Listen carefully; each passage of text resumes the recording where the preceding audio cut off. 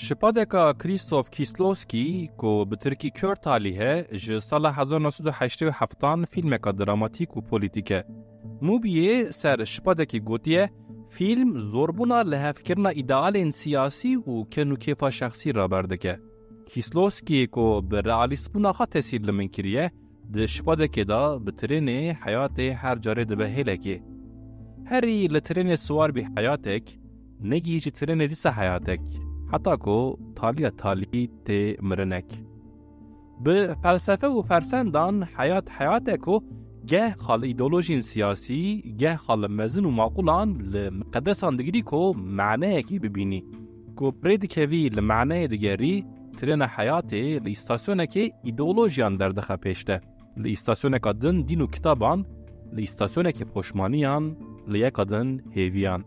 ری هیجان چیده که و او هیجان حزبکی حزنکی حیاتی داده حس کرن. جه سال 1990 حتی سال 2010 اتمسفر استدا پولیتیک و دیندار بو. پشتی سال 2010 من آپر اتمسفر که پولیتیک دی. دما من گرمه حربی بیست گره پولیتیک به من به معنی هات. دما من دی کپیتال دست دینداران دا اوج اخلاق و عدالت اوان دور خستنه من فهم کرد که دین و ایمانا پریان تنیه. سال 2023 پشتی سرکرنا شپادکا کیسلوسکی فرق دکم که ده بوشلغه که دامه. دازم دست به جهاره بکم سبا خاطر سانه که ده شپادکی دا. گرم و سا سار.